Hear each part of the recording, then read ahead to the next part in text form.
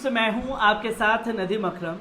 देश में लगातार वो केसेस बढ़ते जा रहे हैं जहां हिंदू युवक अपनी आइडेंटिटी को छुपा करके मुस्लिम परिवार की बहन बेटियों के साथ शादी रचा रहे हैं, और शादी भी गुपचुप तरीके से नहीं, अपने नाम को मुस्लिम बता करके परिवार वालों से मिलते हैं और परिवार वालों से मिलने के बाद जो है शादी रचाते हैं। और जब भांडा फूट जाता है तो इस पर बवाल मचना चाहिए और सवाल उठना चाहिए कि आखिरकार इन लोगों का ये मास्टरमाइंड कौन है, क्योंकि मीडिया में तो यही तस्वीरें दिखाई जाती हैं और यही काम अगर कोई मुस्लिम युवक कर दे तो आसमान सर पर इस तरीके से उठा करके भाग करके नाचने लगते हैं कि जैसे मानो देश में कयामत आ गई हो।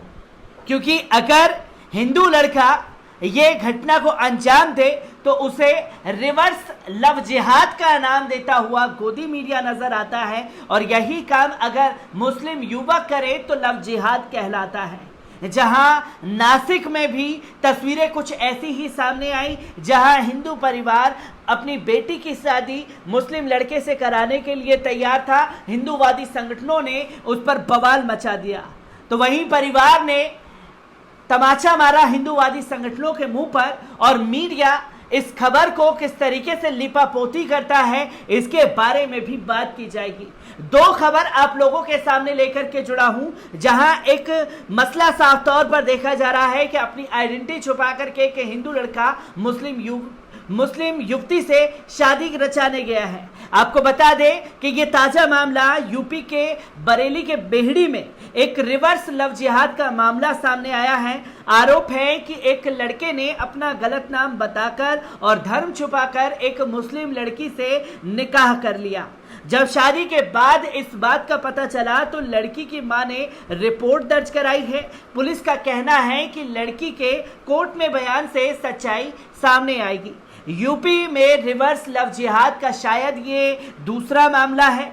पुलिस को दी गई तहरीर के मुताबिक आरोप है कि सहारनपुर के देवबंद का रहने वाला कपिल राणा बरेली के बेहड़ी कस्बे के एक मोहल्ले में नाम बदलकर किराए के मकान में रहने लगा। मकान मालिक को उसने अपना नाम रेहान बताया था। यहाँ रहने के दौरान मकान मालिक की लड़की से उसका प्रेम प्रसंग हो गया। उसने मकान मालिक से बेटी का हाथ मांगते हुए निकाह कराने को कहा।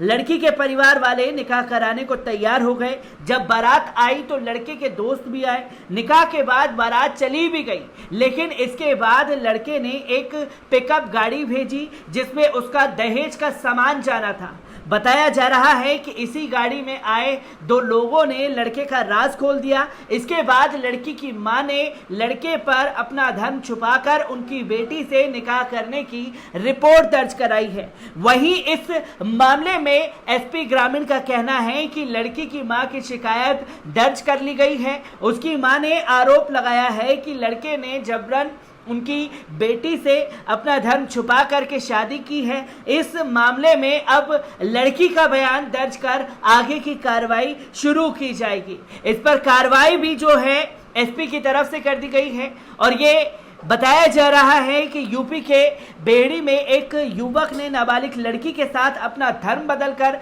शादी की। उसके खिलाफ मुकदमा कायम हो गया।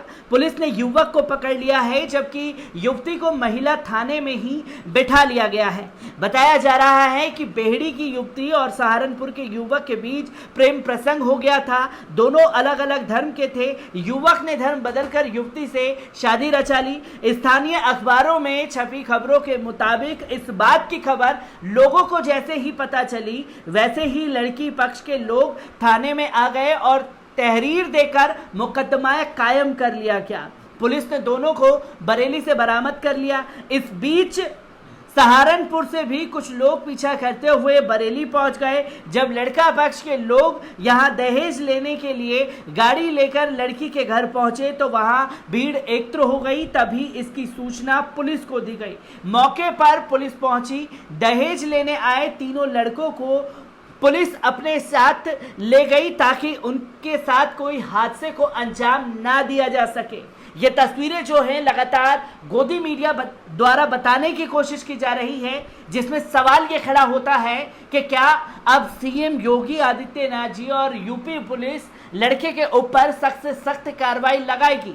क्योंकि जहां ये बताने की कोशिश की जा रही थी जबरन धर्मांतरण, अपना नाम बदल करके युवती से शादी करने पहुंचा युवक, जहां पर साफ तौर पर यह दिखाई देता है कि ये जालसाजी के साथ शादी की गई है और इस शादी के बाद जो बवाल उठ रहा है उस पर चर्चा होनी चाहिए थी। मीडिया से ये सब चीजें नदारत हो गई हैं। तो वहीं आपके सामने कुछ दिन पहले एक खबर रखी थी कि जहां शादी का कार्ड वायरल हुआ था नासिक में, जहां हिंदू परिवार मुस्लिम युवक से अपनी बेटी की शादी कराने चाहता था तो हिंदूवादी संगठन की तरफ से धमकी दी जा रही थी। अब उन लोगों के मुंह पर करारा तमाचा जड़ते हुए हिंदू परिवार ने महाराष्ट्र के नासिक में एक हिंदू लड़की और मुस्लिम लड़के की शादी होने ही वाली थी कि शादी का कार्ड वायरल होने के बाद इसे कैंसिल करना पड़ा था। अब दोनों परिवार की रजामंदी से दोनों की शादी हो गई है।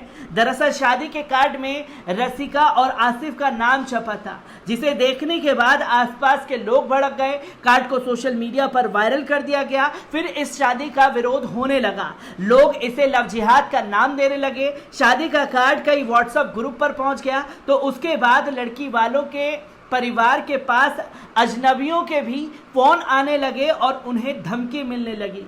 विरोध बढ़ने पर लड़की के पिता ने शादी करने का विचार किया। पिता प्रसाद अंगड़वार शहर के जाने माने ज्वेलर हैं। युवती के पिता ने बताया कि मामला जब मीडिया में गया तो कई लोगों ने मदद का हाथ बढ़ाया। कई राजनेता और सामाजिक कार्यकर्ता भी सपोर्ट में आए। गुरुवार को नासिक के एक होटल में दोनों की शादी हो गई। उन्होंने कहा कि पहले लोग बहुत विरोध कर रहे थे, लेकिन जब सच्चाई सबको पता चली तो समर्थन भी मिला। राशिका और आसिफ एक दूसरे को पिछले 8 सालों से जानते हैं। उन्होंने अपनी इच्छा के बारे में अपने परिवार को जानकारी दी थी, जिसके बाद हम लोगों ने परिवार वालों से मुलाकात की और इस शादी के लिए हामी भर दी। लड़की के परिवार वालों ने भी ये बताया कि दोनों की शादी पहले ही स्थानीय अदालत में हो चुकी थी। परिवार उन दोनों लोगों के साथ खड़ा था। वे लोग बेटी को ससुराल भेजने से पहले 18 जुलाई को हिंदू रीति रिवाज से शादी कराना चाहते थे। पिता ने बताया कि उनकी बेटी शारीरिक रूप से विकलांग थी, उसकी शादी में दिक्कतें आ रही थी।